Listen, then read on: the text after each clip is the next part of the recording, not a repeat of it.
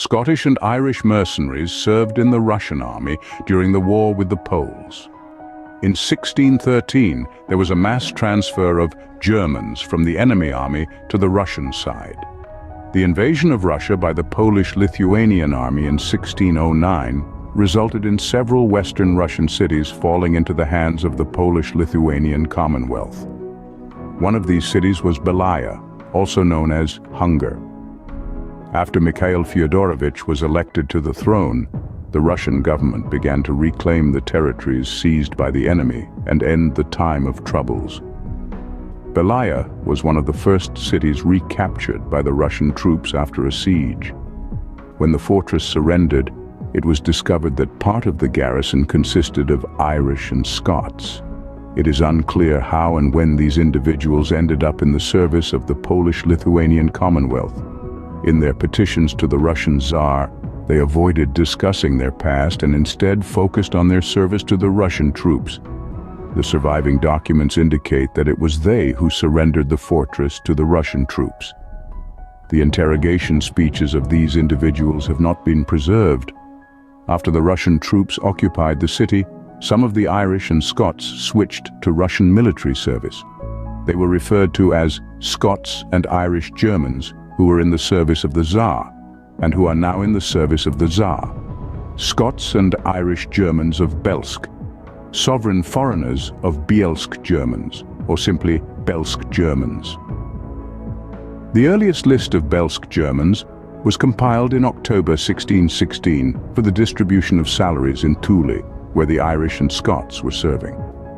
The list, titled "A List of Reasons for Which the Scots and Irish Germans Give Feed Hired Money for a Month," is divided into two parts: the Scots and the Irish.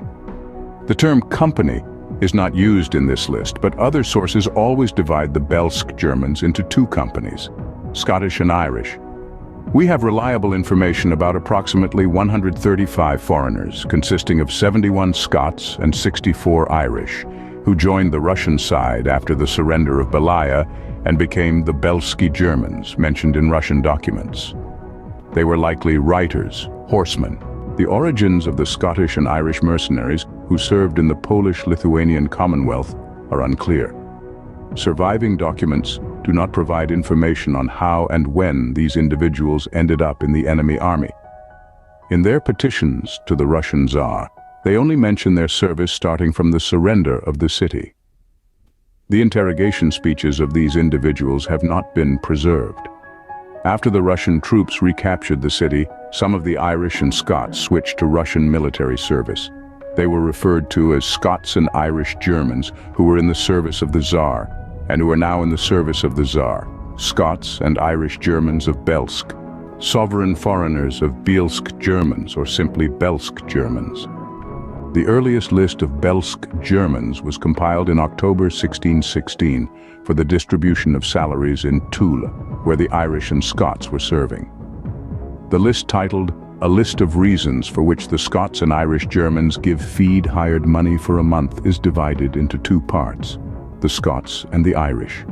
The term company is not used in this list, but other sources always divide the Belsk Germans into two companies, Scottish and Irish. There is reliable information about approximately 135 foreigners, consisting of 71 Scots and 64 Irish, who joined the Russian side after the surrender of Belaya and became the Bielski Germans mentioned in Russian documents.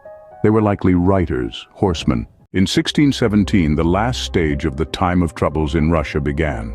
Prince Vladislav set out to conquer the Russian throne. By the end of autumn, Dorogobuj was captured, Vyazma surrendered, and Meshchevsk and Kozelsk were plundered by the Foxes. Vladislav also tried to seize Mozhaisk, but he failed. When Moscow became aware of the situation near Mozhaisk, reinforcements were sent there to help the garrison. About 6,000 people under the command of the Boyar Prince Boris Mikhailovich Likov and Grigory Leontievich Valuev were sent to block Vladislav's way to the capital. This detachment consisted mainly of nobles, Tatars, and Cossacks, including foreign servicemen in Mozhaisk, such as the Bielsk Germans, the Irish, and the Scots.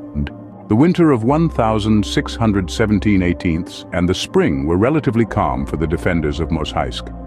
But in the early summer of 1618, Vladislav resumed his attack on Moscow.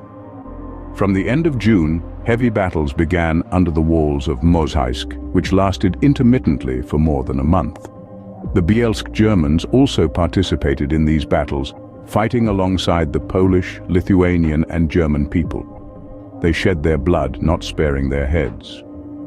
The Scotsman Frank Sole was wounded near Mozhaisk on the retreat on the right arm. The Scotsman Private Thomas Cleland was wounded near Mozhaisk on the left arm, and the Irishman Private Jan Getty was wounded near Mozhaisk on the right arm. The bielski Germans also lost their horses during sorties and skirmishes. For example, the Scotsman Jacob Adamson mentioned in his petition that his horse was killed in a battle under him while he was under siege near Mozhaisk. One of the bielski Germans, is an Erland Alexander Ard, was taken prisoner near Mozhaisk. Later he fled, reached Moscow, and filed a petition there. In it he pointed out that there was, and he asked to be re-enlisted in his company. "Take me, sir, to deal with my brethren as before, so that without your royal wages I did not perish in the end, nor was I disgraced before my brethren."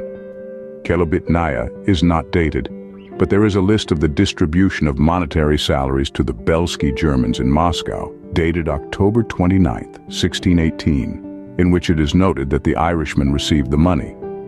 Consequently, he was most likely taken prisoner in July and managed to escape at the end of October, 13 weeks later, apparently taking advantage of the confusion in the Polish camp, since it was at this time that the cold began, and Władysław began to withdraw his troops from the Russian capital. Curiously, Arda's petition is so far the only document we have found in which the Irishman is called a tolmak. No other evidence of his activities as an interpreter has been found.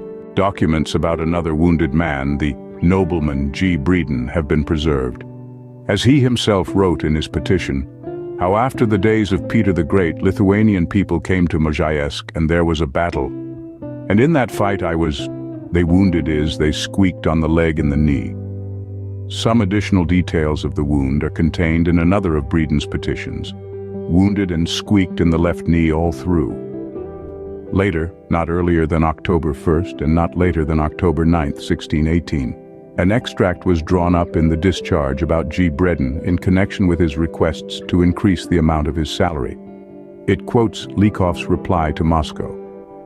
On the 24th day of July, in that battle, they wounded the Erlian German Gavril Breeden and squeaked on the left leg above the knee on black meat through and through. And they, the voivodes, let the German man go from Mozhaisk to Moscow. In the capital, the Irishman was subjected to a medical examination. In Moscow, the Germans inspected.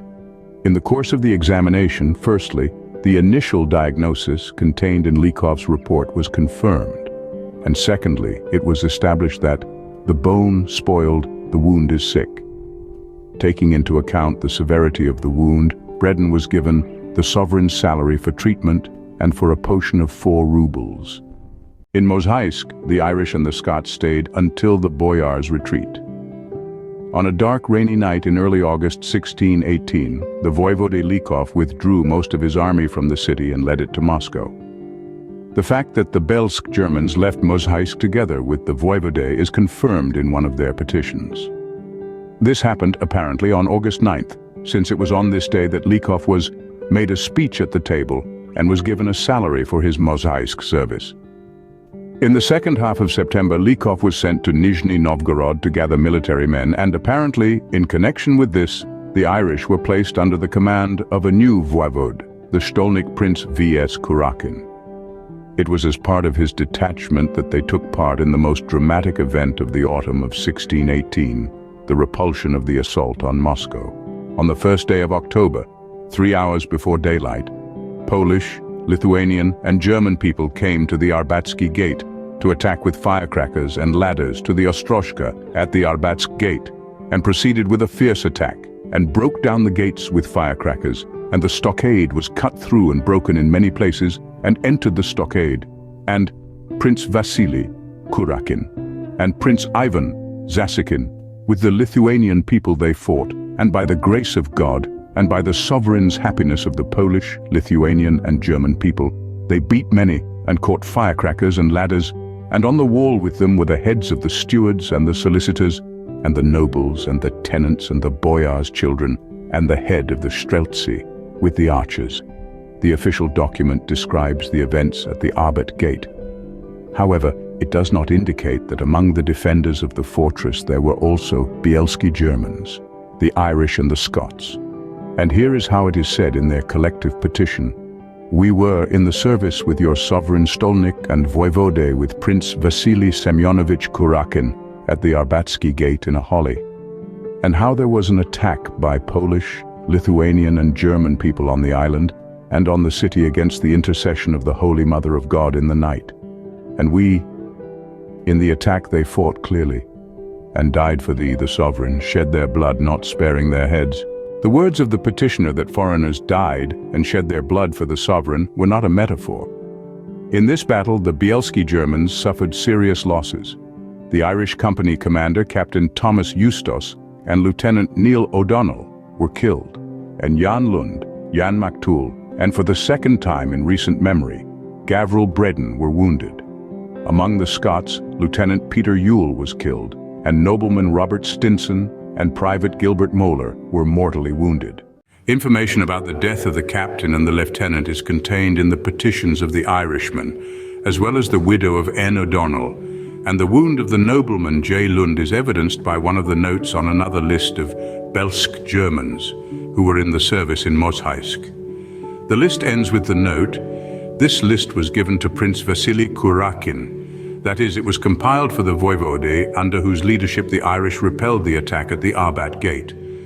At the same time, it was drawn up, apparently, in hot pursuit, perhaps on the morning of October 1st, immediately after the night assault. Such an assumption can be made by another litter on it. Opposite the name of Captain T. Justos is inscribed Ran, that is, wounded, while next to the name of N. O'Donnell there is killed. Therefore, when the list was written, the mortally wounded Justos was still alive, and died only some time later. The second Irishman to die, Lieutenant N. O'Donnell, seems to have proved himself a good warrior during his years of service in Russia. This is evidenced by the fact that, having entered the service as a nobleman, in 1615-16 he was promoted to lieutenant. After his death, his widow Maritza and son Danilka remained. The widow appealed to the authorities to pay her husband's salary for the past 2 months, which he had not managed to collect himself. In addition, she asked in connection with the death of her husband to pay her a special salary for the wake. Since she was left after her husband in great debt, there is nothing to bury and remember her husband, and there is to pay the debt. At the same time, she pointed out that the widow of the Scottish lieutenant, also a Belsk German, P. Yule, who was killed at the same time, had already been given money for the wake, 10 rubles. Her request was granted. The decision to pay both the lost fodder money and the money for the funeral was made. During the repulsion of the assault on the Arbat Gate, the already mentioned nobleman G. Bredin was also wounded, for the second time in recent months. But unlike others, documents about his wounding have been preserved with a number of details, since he, as after Mozhaisk, asked for an increase in salary. This is what is written in his brow. And me. In that battle, at the Arbat Gate, he was wounded. The big finger of the right hand was cut off, and the big finger of the left hand was cut. And that service of mine is known. In the above-quoted extract made in the discharge on Bredin in the first decade of October 1618, it is specified that the saber was cut off from the right hand at the first joint, and the finger of the left hand was cut off by the saber. And again, as after the Mozhaisk wound, the sovereign's salary was given to him for treatment and for a potion, but this time 3 rubles. The death of 2 senior company commanders, a captain and a lieutenant, raised the question of filling their positions before the Irish and the discharge order.